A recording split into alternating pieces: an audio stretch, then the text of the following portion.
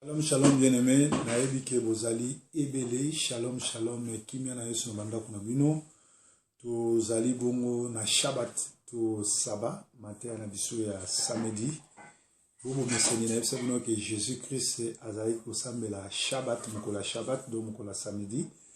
Vraie église, il faut sambela ka samedi. Ndenge Jésus azali kosambela. Alors na mokolo ya Saba lelo to pesi nzambe merci. Merci merci malgré ba maladie ba mopepe mais biso toza rotelema toza vraiment ba miracle vivant to ke ba tia biso mafuta te to ke ba kwesa biso te to futi mbongo te to lali pe na l'église te mais ngolu na nzambe iso continue ko batela biso yango wapi tozo senga na moko isika nso azali azolanda biso apesa nzambe merci pour nzambe malamu. Vous partagez bino besoin la mission na Facebook, bino besoin la sur live, vous partagez pour baninge belé balanda matéa parce que les louvements ko ka sango malamu ya solo matéa kitoko et comment passe. Thème na biso ya lelo ezali le testament de Jésus. Jésus avant à kufa à matana lola Jésus a salaki testament na ye Jésus a atiyebisaki bayekoli ke ye akei akozonga mais avant akende atikaki testament.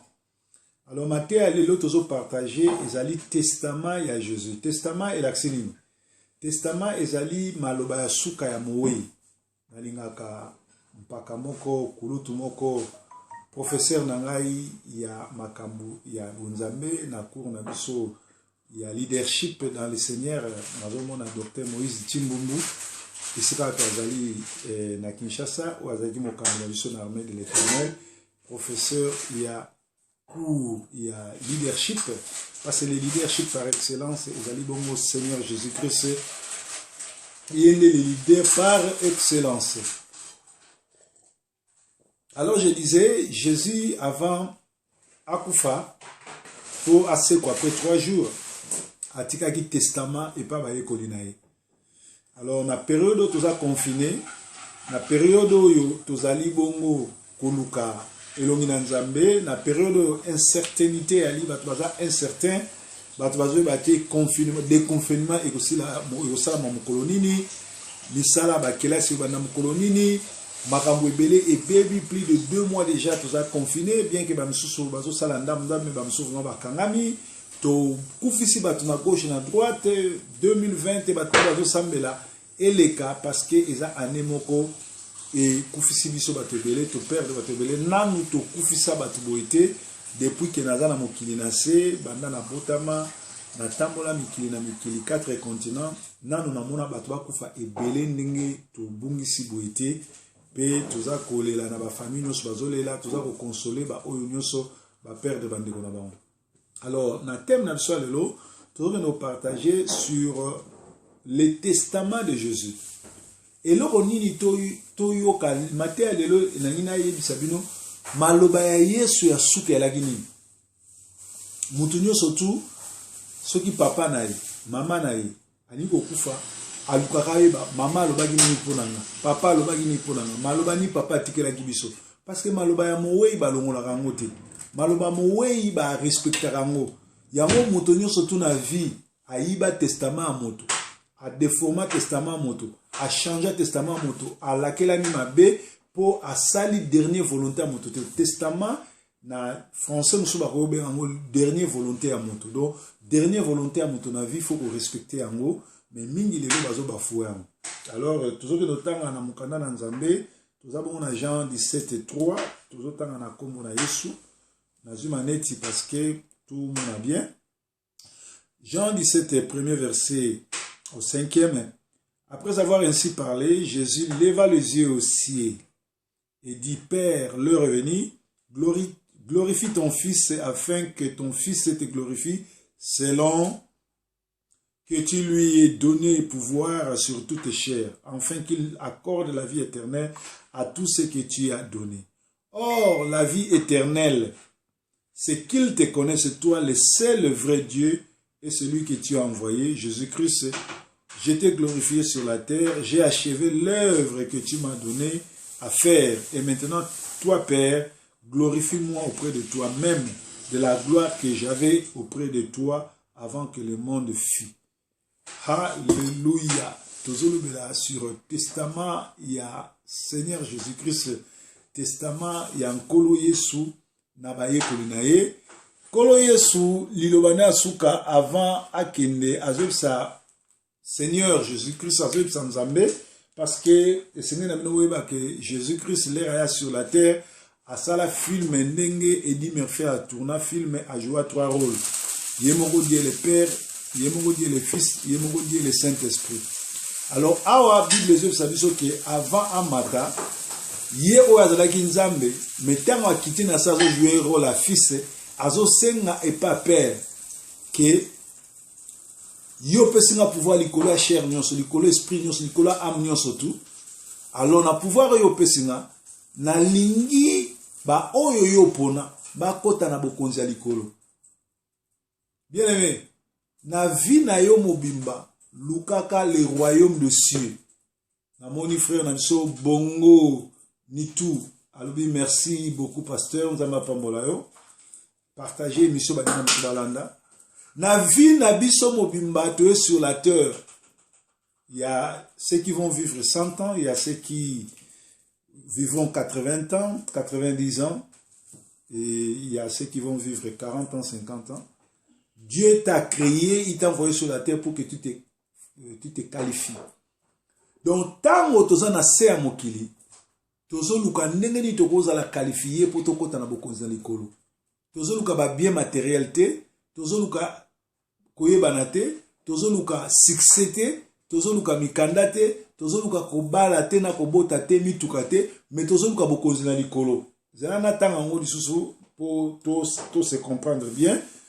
Après avoir ainsi parlé, tous en Jean 17, premier verset, Jésus leva les yeux et dit, Père, l'heure est venue, glorifie ton Fils afin que ton Fils te glorifie, selon que tu lui aies donné pouvoir sur toute chair, afin qu'il accorde la vie éternelle à ce que tu lui as donné. Donc, le Seigneur Jésus-Christ a le pouvoir d'accorder à tous ceux qui l'acceptent comme Seigneur Jésus-Christ, comme Seigneur et Sauveur, la vie éternelle. Alléluia. Le Seigneur a ce pouvoir-là d'accorder la vie éternelle à n'importe qui, mais à condition que tu le reçoives comme Seigneur et Sauveur. Or, la plupart ya batulelo, Nzamba za na réseau yango ba église mingi kangi batu bazana bandako batu ba mipesa ki mingi na ba pasteur batu ba mipesa ki mingi na basi ba pasteur batu ba mipesa ki mingi na ko sepelisa ba pasteur olie ba lukelo nzambe. Or Nzamba lobi soki boyambi Jésus-Christ comme Seigneur et Sauveur yé akopesa bino vie éternelle. Alléluia. Parce que Jésus-Christ c'est lui le détenteur du royaume des cieux. C'est lui qui a la clé. C'est lui qui a le pouvoir de choisir et de faire entrer qui il veut au royaume. Figurez-vous que le jour où il a été crucifié, qu'est-ce qui s'est passé? Le jour où il a été crucifié, à Bolim ici, je crois, moi, dans la cuisine, open that window, open the window, the kitchen window, please. Open it, all of them. Moi, dans Zolamba, Bolim ici, Moulinga et Sali Bolimisi, Léa dirait que c'est un moana, bon Bolimisa vraiment. Alors je disais que Nzambe, Azamalamu, Seigneur Jésus-Christ a fait sa pouvoir dans n'importe qui. Seigneur Jésus-Christ a fait sa pouvoir dans n'importe qui. Jésus-Christ a fait pambola, Jésus-Christ a fait tombola, Jésus-Christ a fait netola. Oh Nzambe a fait le coup à l'arme, c'est-à-dire, ma commis bien. Alors, Nzambe azali Nzambe na nguya, azali Nzambe malamu, azali Nzambe alingi yo kende na bokonzi na likolo. Alors, Jésus-Christ azobisa Nzambe azobisa Nzambe parce que ye moko Nzambe azo jouer des rôles, azo jouer rôle ya fils, azo jouer rôle ya Nzambe. Alobi ngongango ekoki glorifier ngai, monisama na ngai, ndenge bazomema nga wana kufa mena sekwa. po ete nazongela esika nga nayalaki. Alobi lisusu nazolinga vraiment bo comprendre bien po tokende boyeba testament Jésus eza nini Yesu alingaki koloba po sa Yesu ezalaki nini po na nini lelo biso tozokende na l'église au lieu toluka bokonzi na likolo tokomi koluka ko plaire na ba pasteur. La plupart ba pasteur on peut ba faux ba pasteur ba mingi bozomi benga ba pasteur nzambe benga bango ta yebi bango pete. Alléluia.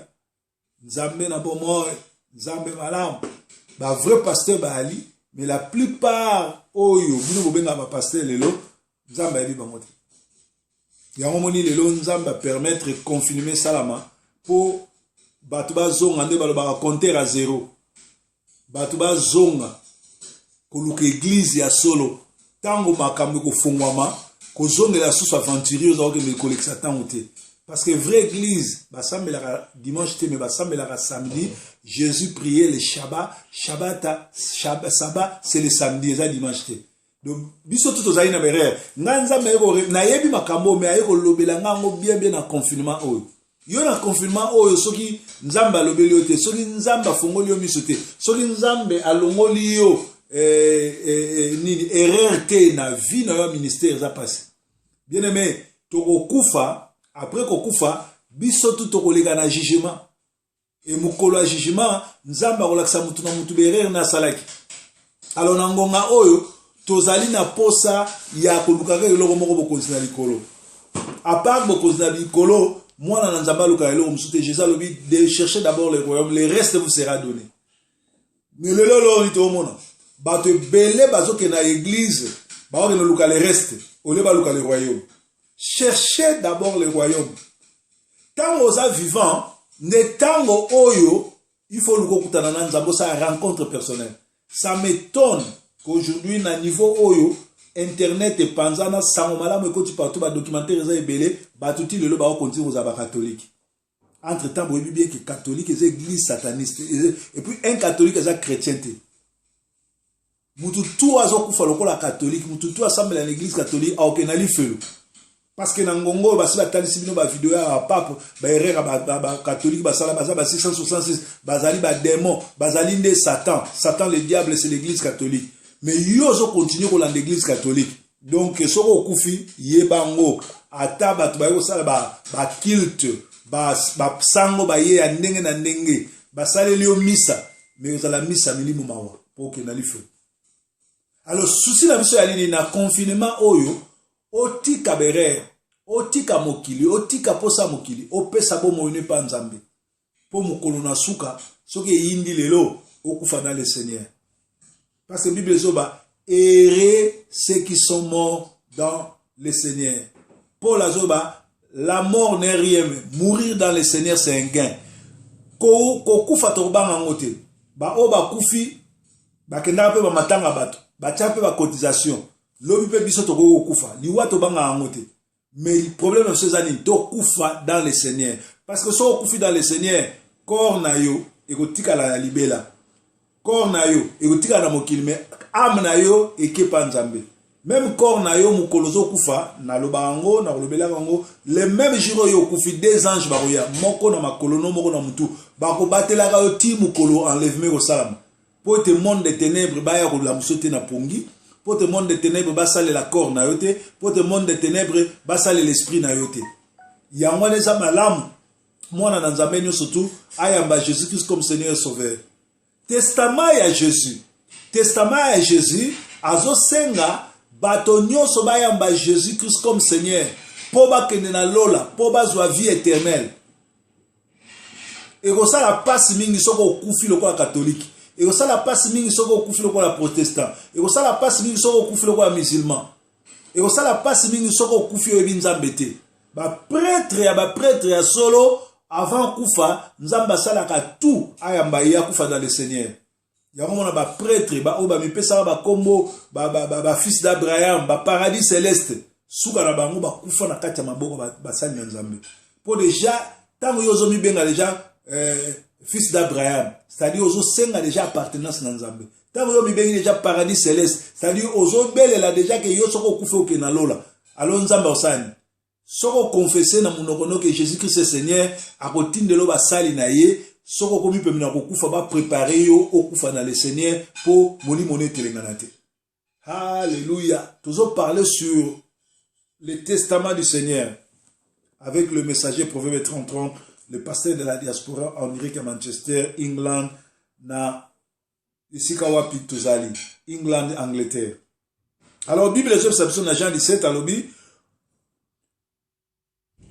Glorifie ton fils selon que tu lui as donné le pouvoir sur toute chair afin qu'il accorde la vie éternelle à tous ceux qui tu lui as donné. Or, na 3, Jean 17, 3. Or, la vie éternelle, c'est qu'ils te connaissent, toi le seul vrai Dieu, et celui que tu as envoyé, Jésus-Christ. La vie éternelle, c'est quoi? C'est connaître que le seul Dieu, c'est celui qui est descendu sur la terre, Jésus-Christ. Dans 1 Jean 5, balobi, nous avons connu, c'est là tout le temps à 1 Jean 5, tout le temps en haut, pour tout le monde a concordance à ma solo on est au Kende parce que biso to lubanga makambu avec preuve à l'appui pour makambu surtout et Kende kitoko bo mona ke biso to beta vraiment ma solo ya ndenge nzambe alingi. Alléluia. Alléluia. 1 Jean 5 20. 1 Jean 5 20 balobi boye. Nous savons aussi que le Fils de Dieu est venu et qu'il nous a donné l'intelligence pour connaître le véritable. Et nous sommes dans le véritable en son Fils Jésus-Christ, celui qui est le Dieu véritable et la vie éternelle. Petits enfants, gardez-vous des idoles. Amen. Nous savons que nous sommes dans le véritable. Et Jésus-Christ, c'est lui le Dieu véritable et la vie éternelle. 1 Jean 5, 20. Jésus-Christ est le Dieu véritable. Or, Jésus-Christ a dit awa. Azoloba, testament à Jésus-Christ. Azoti que la disciple. Disciple vient du mot grec disciples. Ça veut dire apprenti. Ba o bazo yé kola kolanda liloba nzambe kolanda musala nzambe kolanda nzela nzambe. Pour comme disciple à Jésus, il faut mettre en exergue, on mettre en pratique testament à Jésus, testament nzambe, testament à mokonzi. Alors bini, abi vie éternelle ezali. Or la vie éternelle c'est qu'il te connaisse toi, le seul vrai Dieu et celui que tu as envoyé, Jésus-Christ. Si tu ne reconnais pas Jésus-Christ comme Seigneur et Sauveur, si tu ne reçois pas Jésus-Christ comme Dieu, il n'y a pas la vie éternelle chez toi. Matthieu a dit testament et encore Yesu. Testament et Jésus-Christ. Azoti que la ba ye kolina ye testament ba ya mbanzambe lokola mobate lipe mobikisi. Pour te litomba na wezani la vie éternelle. La vie éternelle c'est quoi? Reconnaître Jésus-Christ comme Seigneur et Sauveur. Balobite que on reconnaître apôtre nabino lokola Sauveur. Balobite que on reconnaître moi sa pasteur nabino lokola Sauveur. Balobite que on reconnaître diacre nabino taonda, on reconnaître ba pasteur azo sala ba miracle, pasteur soki nini Seigneur na yo. Non. Balobi reconnaître Jésus-Christ comme Seigneur et Sauveur. Reconnaître lui le seul Dieu véritable. Et ça, Seigneur Jésus-Christ. Dekonanga, tokomi na tango asuka. Nazo beg you. Ne bangle balobaka. I'm begging you. Nazo bonde la yo. Yamba Jésus-Christ comme Seigneur et Sauveur. Bima na place à moziki. Bima na place à loyenge. Bima na bato batanga ka Bible lokola kalao lokola kwaku. Bomoni na ya 2 versets kaka na susi masolo esili. Nana tina kopesa bino 50 versets. Pona kati ya Matthieu na nga na sangisi Ancien Testament na Nouveau Testament na tina kati sili. Masolo vandi. Jésus-Christ aza nzambe. Jésus-Christ aza la vie éternelle. Jésus-Christ aligné à la vie éternelle. Alors cherchez d'abord le royaume des cieux. Le reste vous sera donné. Mingi bazo palangana mbangu bazo ke lukaka le reste. Mingi bazo palangana mbangu bazo ke lukaka bato bakombo bato bakokufa. Bien aimé, bakombo na bakombo. Pierre azalaki apôtre à Jésus. Toyoka lisolo nete tiko monesika zate akufa. Bah, si biso kutu mais Lazare c'est quoi comme moninga Jésus, bazakolia na Jésus. Lazare c'est quoi? Makufa lisusu. Donc mutu nyoso zolanda kombo soke za nkolo Yesu te. Soka za mozalisa likolo na seta okufa na ye. Alors ça sert à quoi? Ya rozalaka fanatique ya mutu. Ya kokangama na mutu. Azo memo pe na nzela bien te. Na ngongo oyo bato baza confiné. Testament Jésus ezali bo yamba Jésus Christ comme Seigneur et Sauveur. Ba msusu ba yamba Jésus Christ lokola Sauveur. Soka zo bela kaka ya mbebikisanga. Mais yamba na Jésus Christ comme Seigneur na été. Ba msusu ba yamba Jésus Christ lokola ndenge balobaka mobikisi. Azo bela, azana ba problème, azana mitungisi, Yesu bikisanga. Mais pesana nu Yesu motema na été. Ba msusu ba yamba Yesu na loyenge kaka. Akendaka na église kwa kendo laksa bilamba, akendaka na église kwa kendo laksa bakar, akendaka na église kwa laksa babote, alaksa bilamba nenga lataka ba sapato. Mais atikala na koyamba Jésus Christ. Na Matthieu alelo, testament Jésus est clair. Nazo tanga ngo lisusu na Jean 17:3 alobi, or la vie éternelle c'est qu'ils te connaissent, toi le seul vrai Dieu et celui que tu as envoyé Jésus-Christ. Est-ce qu'ici il y a deux dieux? Non. Est-ce qu'ici il y a trois dieux? Non. Celui qui prie trois dieux, aza idolâtre, akota lolate. Ba koko na biso ba Abraham basambela nzambe moko. Mais nzambe wana azalaka trois personnes. Yemoko Dieu le Père, yemoko Dieu le Fils, yemoko Dieu le Saint-Esprit. C'est une seule personne. Donc so sambeli Dieu le Fils, Dieu le Saint-Esprit, nenge ba catholique, ba sataniste ba elabiso okeli fait le frère. Mukola suka ba koyelo ba sultane, ba saleli ba messe ya nini ba nini, mais ba zo tini ko na li felo. Biso to eli o vie. Biso to eli o bon moy. Biso to eli o vie éternelle. La vie éternelle, c'est Jésus-Christ. Yamba Jésus-Christ comme Seigneur et Sauveur. Si yambi Jésus-Christ comme Seigneur et Sauveur, il te donnera les restes. Nous savons que le véritable est venu, le Fils de Dieu est venu, c'est Jésus-Christ qui est le Dieu véritable. Wana apôtre Jean, oyo azali disciple à Jésus, leki à Jésus, mutazo komabilo kwana. Révélation. Alléluia. Bien aimé, toza susnata ebelete, liwa yangoyo. Ba o ba kufi lelo, ba o to kundi bango lelo, ba o to kundangi lobi, ba o to uchoko kunda ya 1 mois, ya 2 mois, ya 3 ans, mais ba o to kunda ya 10 ans. To legi bango lelo monte. Ba kufi kaka avant biso, peut-être yozaki éveillé, liwana bango servir yo ke toko kufa, liwana bango servir yo ke toko rendre compte, liwana yo servir la bango servir yo ke toko zalaka juger.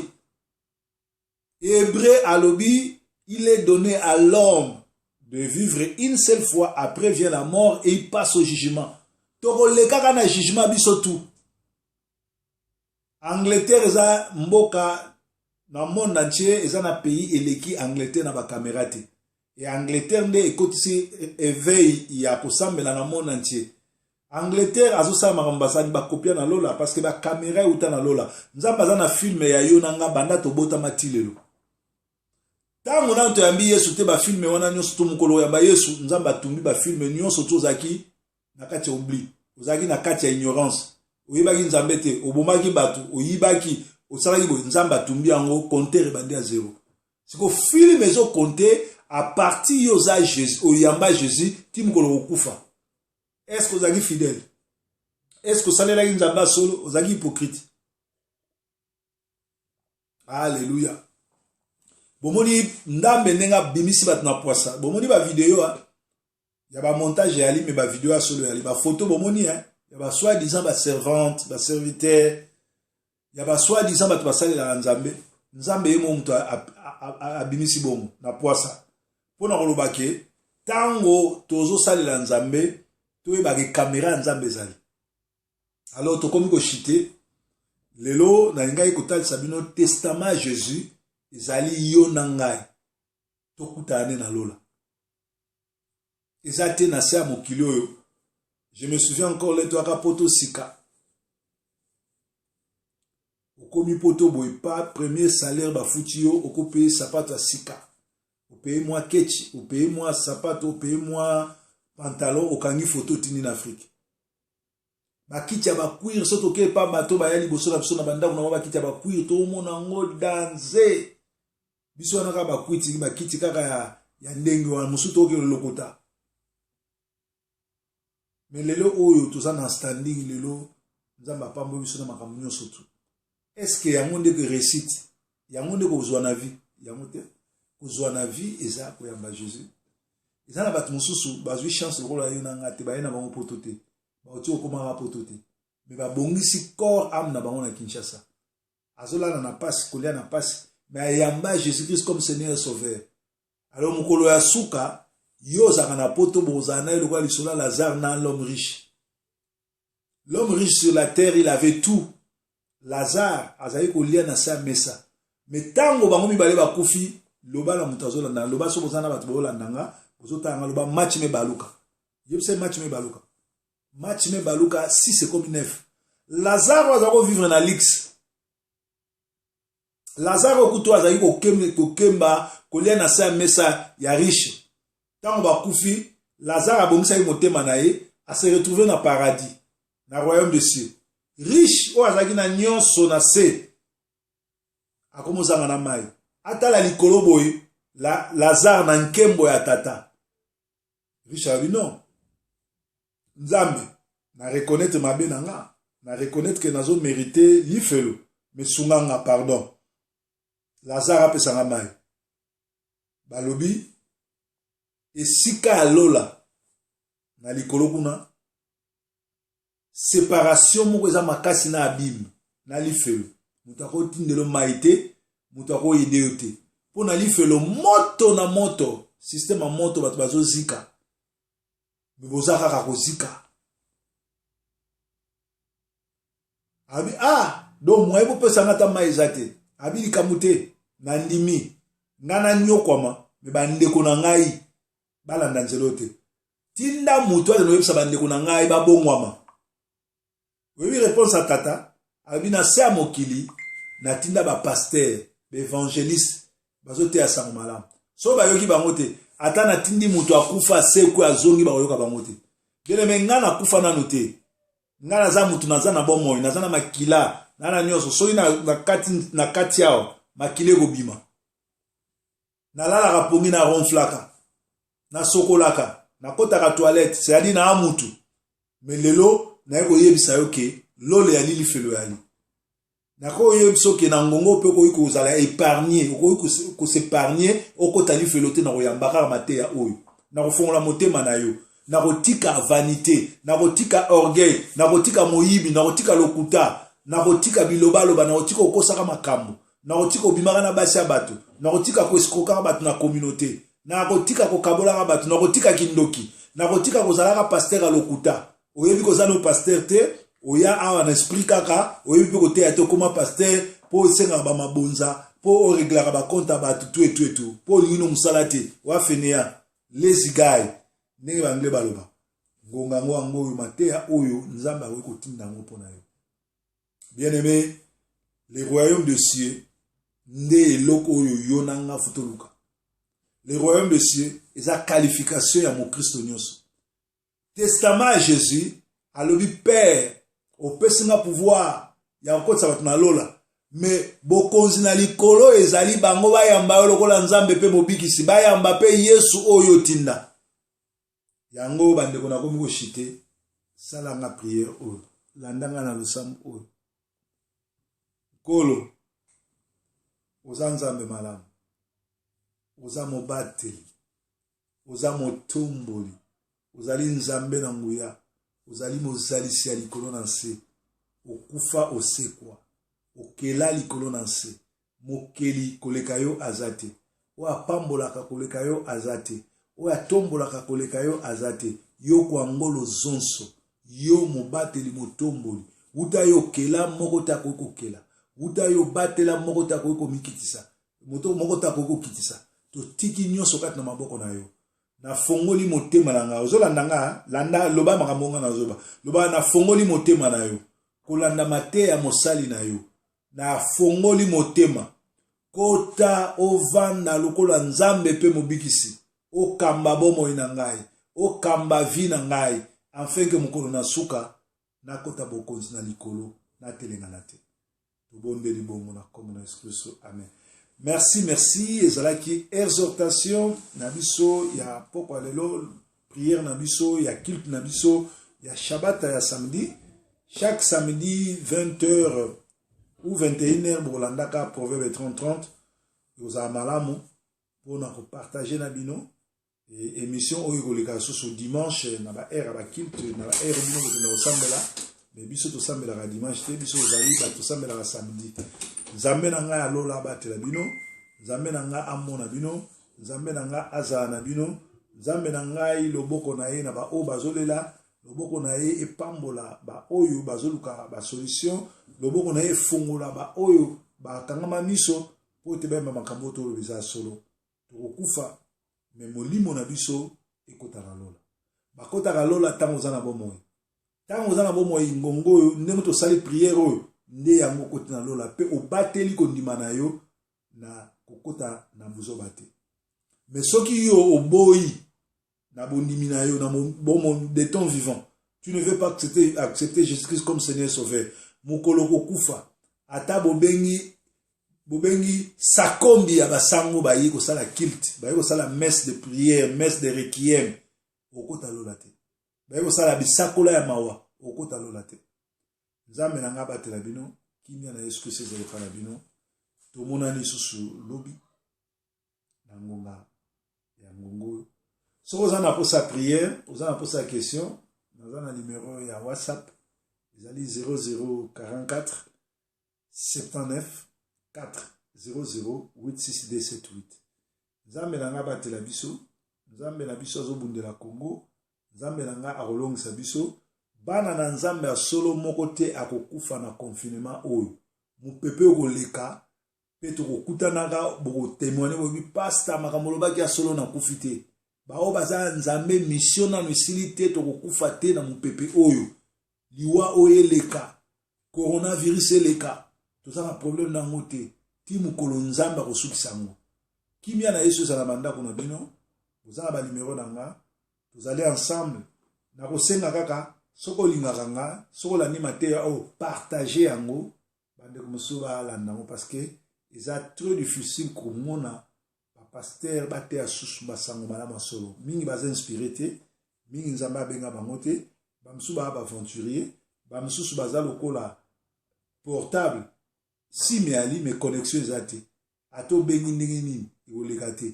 C'est-à-dire nzamba benga kiye me moko boyi sérieux, ye moko aza na prière te, ye moko animi azala mvute akata contact na nzambe. Alors après confinement Luka église à malam, Luka un bon pasteur oyo akote o mate ya poko tanalola oyo akolakisa ba bien matérialité. Siko na ngongo oyo ba o balobaki na 2020 na le 1er janvier nzamba ko pambola nzamba ko tombola. Sikoyo boye bisangande toza confiné boye. Lipamboli yango eza place ni. Vrai lipamboli eza ko yamba bokonzi na likolo. Parce que ya na butu ya na